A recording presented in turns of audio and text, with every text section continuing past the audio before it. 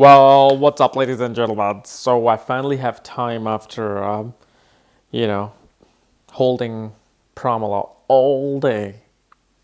And even right now, you might hear her in the back. So I don't know how long I have, but in that meantime, I'll try to do my best to present to you the universe, the dimension, and the world of astrology. Welcome to the Twilight Zone. So, today we're going to be doing seventh lord in the ninth house, and what happens when the planet that controls your seventh house is sitting in the ninth house in your horoscope. And obviously, if you do not know where your seventh lord is placed and where other lords are placed in your horoscope, so you can watch these videos. For that, check out the links here and check out my book, Astrology, Conjunction and Aspects at the Speed of Light, including my full astrological report that tells you where your first, second, third lords are. So, seventh house, as I always say, seventh house is a house of marriage, legal partnership, legal bindings, other people. It's open to all the other people that you come across besides your family because it's a house of business. When you do business, you're going to come across every single kind of person, from rich, poor, homeless, crazy, insane, everybody comes there to do business. And you got to be diplomatic. You've got to, do the business. So that's what this house represents. So when this planet that controls this house in your horoscope is sitting in the ninth house, and ninth house is a house of foreign journeys, as they say, pilgrimage, higher education, philosophy, or spirituality, post-grad education, your gurus, teaching of your father, teaching of your teachers in your school, feeling lucky and fortunate in life. And so this is why ninth house is actually the most important house in Vedic astrology, because it's the house of dharma, like your luck, what your higher purpose is in this life. And what this shows is that when this planet goes into the ninth house, shows that you will find your partner on a long distance journey, or while you're in a foreign place, in a foreign land, you will find your partner.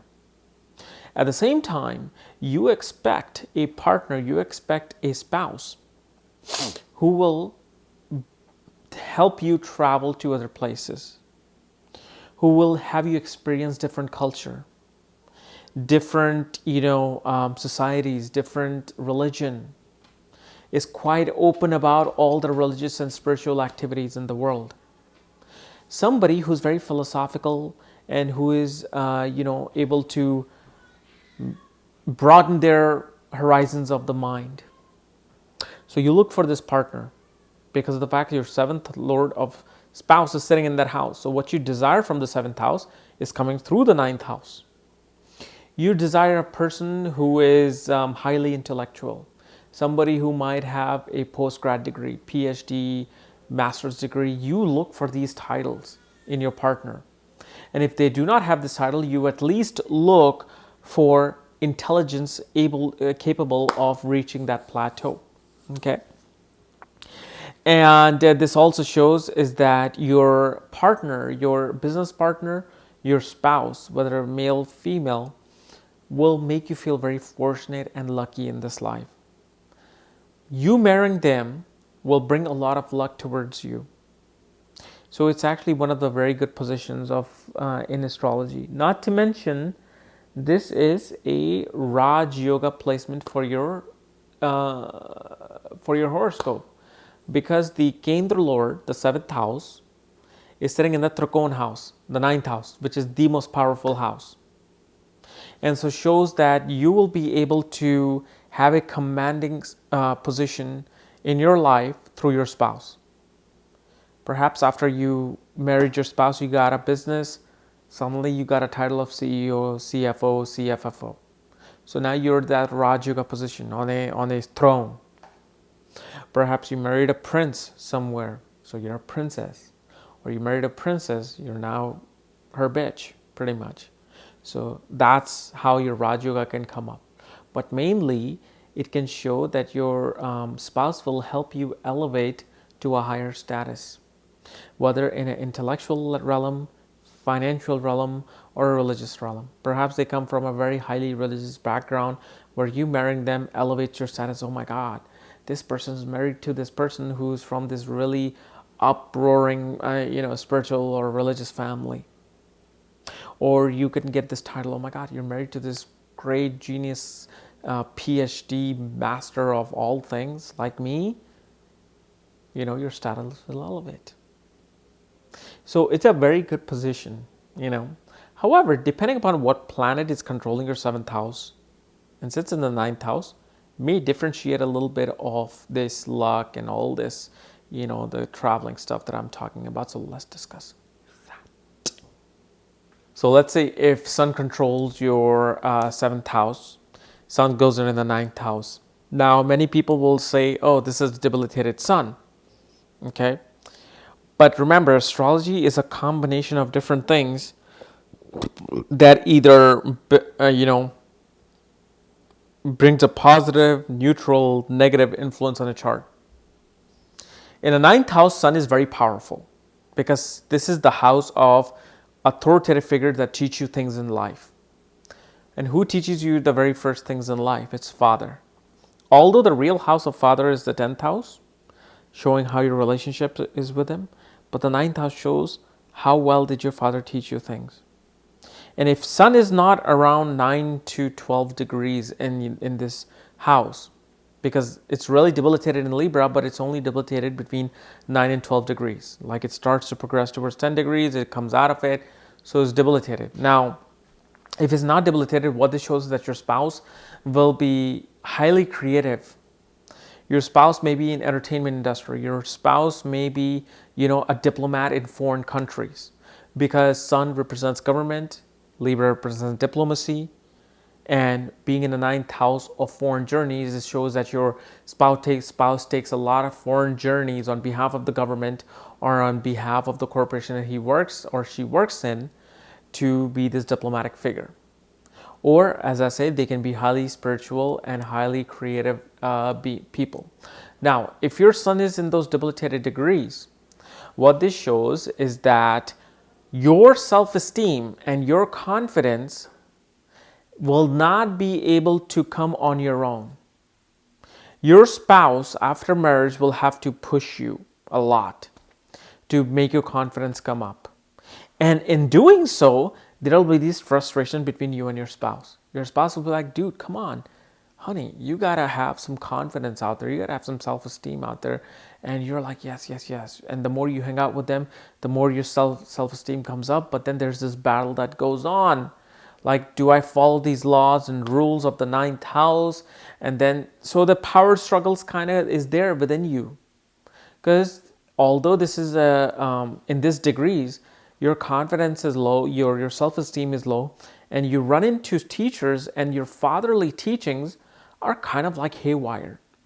Perhaps either your father was absent, the teachers you ran into are very egoistic, very authoritative, and you couldn't get along with them. Or at the same time, your father was, quite abusive father. And based on that, you picked a husband or wife who was, again, trying to dare to damage your ego. Okay? So it's kind of like a tic-tac-toe type of position with this Sun. Let's say if Moon controls your 7th house, Moon goes into the 9th house, shows that you're going to meet a spouse who's going to be very detail-oriented. And, you're going to meet them in foreign lands, as I said earlier, but now we're talking about just simply the planet itself. So Moon represents your mind, your peace of mind.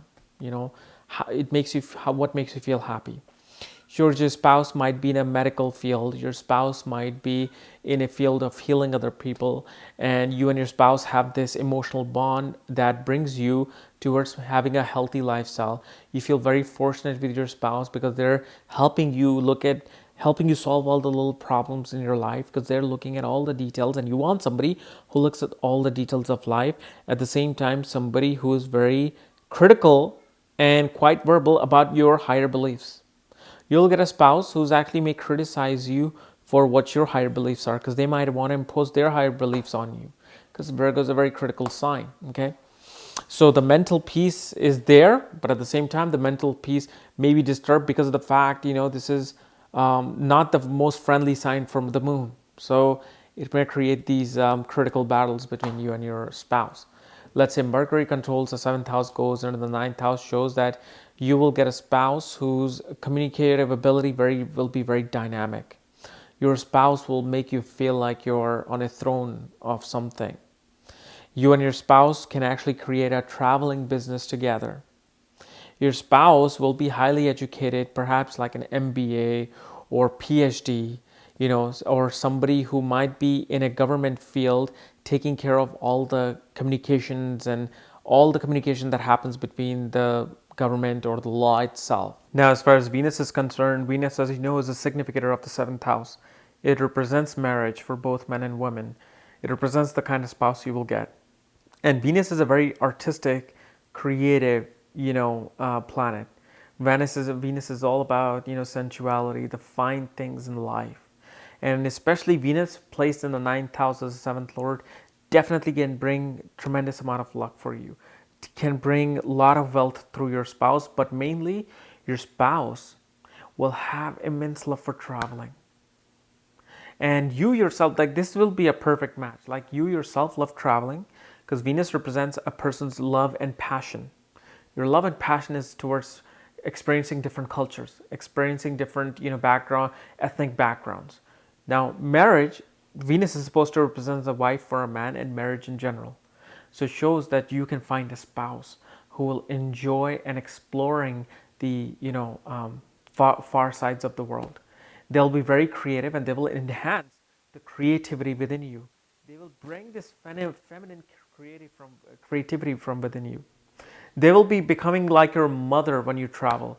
They will show you the entire world the way that you have not seen before.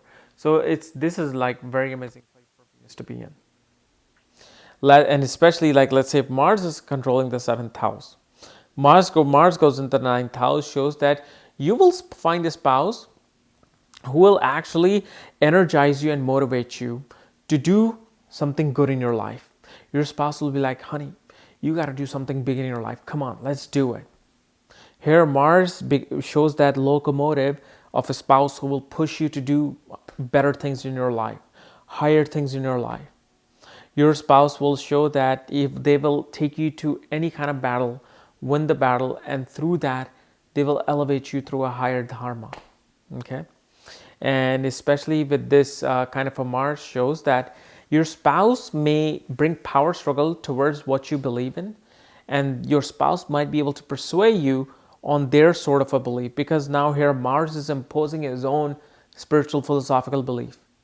Like a soldier doesn't want to listen to a guru or a sadhu or a priest. Soldiers like, this is my destiny. This is my philosophy. I'm here to impose my philosophy on you. So, and usually, like natural malefic planets do not do too well in Trikona houses because they're imposing their own will on a house that has its own will. The first, fifth, and ninth house have their own set of rules. They do not want to mold to the other planet. And malefic planet says, we have our own set of rules. We don't want to impose to your thing. So there's this like battle that happens, But again, you can't just think of it as of this position like, oh my God, I have a Mars in the ninth house, so now I'm going to be stuck battling all these things with my spouse. No, the way these battles come and go is so subconsciously visible that you will not even realize what's happening. You're like, oh, I'm having a blast with my spouse. I'm having a regular time with my spouse. But in those little nitty-gritty conversation where these, imposement of laws and regulation happens with your spouse. Let's say if Jupiter controls your seventh house. Jupiter goes into the ninth house, shows that your spouse is highly intelligent in a scientific field. Your spouse is probably a PhD, a master's degree, or a professor in an educational field. Your spouse has this way of explaining you religion and spirituality with a scientific way. Like, you have all these people, experts on YouTube too, who can extrapolate Bhagavad Gita, the Bible, or the Quran scientifically and say, look, this is what this says, and look what's happening now. See, it's all scientific. That's the kind of spouse you will get. And your spouse will actually help you elevate your personality to a higher plateau, to a higher level, higher philosophical, religious level. Okay. But mainly though, these spouse I have seen, actually, it's funny. Just last week, I had somebody whose spouse was a marine biologist or some sort of a biologist, and they had the seventh lord position of Jupiter in the ninth house in Aquarius. Okay, Let's say if Saturn controls your 7th house, Saturn goes into the 9th house. Well, what this shows is that your spouse, first of all, may not want to travel a lot. If they do travel, they want to travel alone. Your spouse kind of puts these laws and regulation into your everyday belief system. They say, I want you to pray to this God, do this, do that. And they want to impose their will and law upon you. Because remember, Saturn is the natural malefic planet. Saturn represents the person he's the planet that implements the laws set out by Jupiter.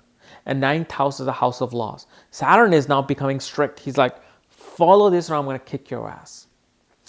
Well, I'm not sure if your spouse is doing that, but that's what happens.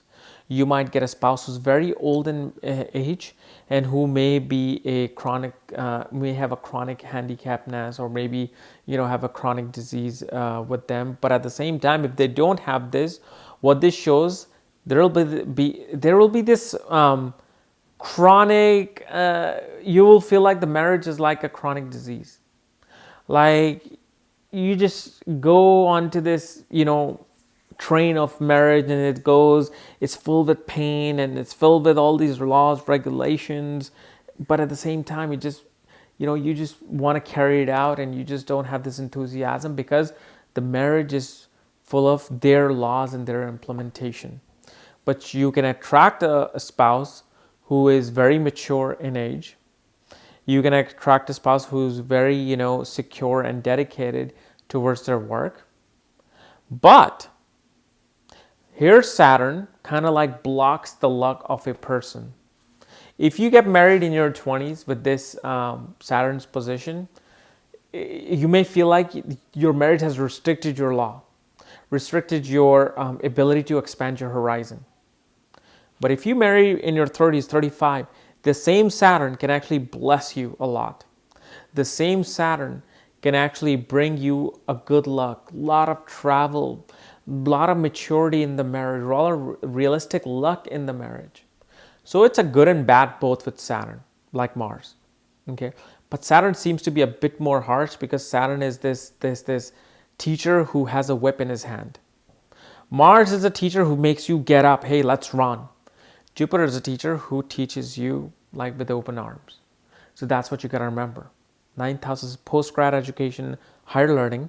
Saturn is there to teach you with a stick. So you may find a husband or wife who's there on your face trying to make you, like mold you in their realm of world. Okay. So guys, this is my analysis of 7th Lord and the 9th house. If you're new to my channel, subscribe below. And again, if you want to know where your 7th Lord is placed and if it's in the 9th house, for that, check out the links here and check out my full astrological report. Otherwise, we'll see you later.